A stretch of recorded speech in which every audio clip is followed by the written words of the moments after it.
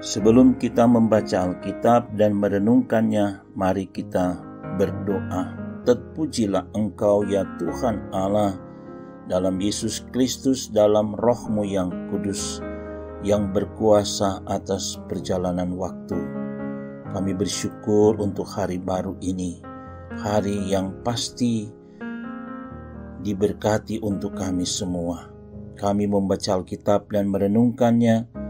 Mari Tuhan berkati kami agar firman-Mu menjadi bagian hidup kami. Amin. Renungan harian keluarga kita hari ini, Senin 31 Juli tahun 2023. Firman Tuhan dari 1 Tawarik 29 ayat 3 demikian. Lagi pula oleh karena cintaku kepada rumah Allahku, maka sebagai tambahan pada segala yang telah kusediakan bagi rumah kudus, aku dengan ini memberikan kepada rumah Allahku dari emas dan perak kepunyaanku sendiri. Tema renungan harian keluarga kita hari ini adalah cintailah rumah Allah. Keluarga Kristen yang dikasihi dan diberkati Tuhan Yesus, cinta adalah suatu emosi dari afeksi yang kuat dan ketertarikan pribadi. Cinta juga dapat diartikan sebagai suatu perasaan dalam diri seseorang akibat faktor pembentuknya. Dalam konteks filosofi, cinta merupakan sifat baik yang mewarisi semua kebaikan, perasaan belas kasih dan kasih sayang. Cinta atau kasih Tuhan Allah membuat Ia rela menyelamatkan manusia dari dosa melalui pengorbanan Yesus Kristus. Walaupun respon manusia kadangkala tidak mencintai Tuhan Allah dan gereja-Nya. Daud adalah sosok raja yang dipilih Tuhan Allah dan memberi hidupnya baginya. Ia selalu mau mendengar dan melakukan kehendak Tuhan Allah dalam hidupnya.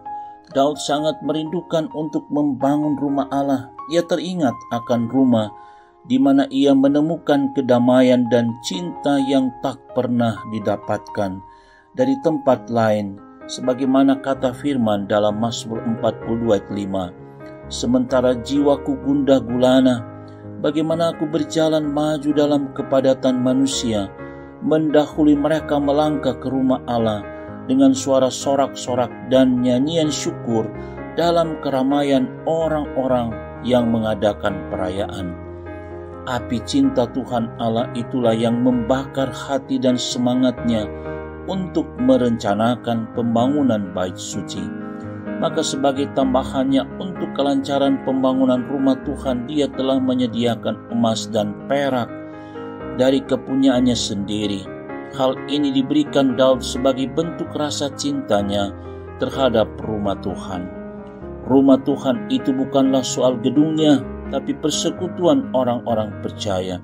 Sebab kehadiran Tuhan Allah di tengah-tengah umat-Nya adalah alasan mengapa kita perlu merindukan dan mencintai rumah Tuhan.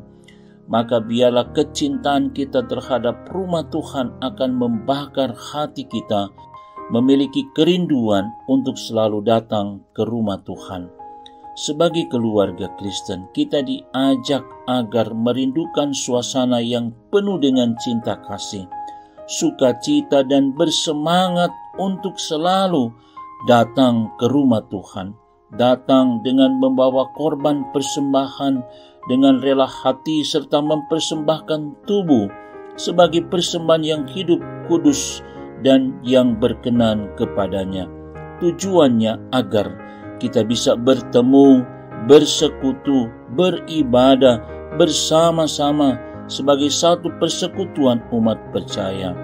Dengan demikian kita saling menguatkan dan mendoakan.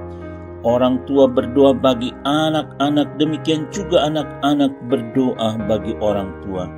Karena Tuhan Allah di dalam Yesus Kristus menghendaki supaya sebagai keluarga Kristen kita tetap memuliakan dan menghormati Tuhan Allah yang adalah pemilik kehidupan, sambil tetap menjaga kecintaan terhadap rumah Tuhan.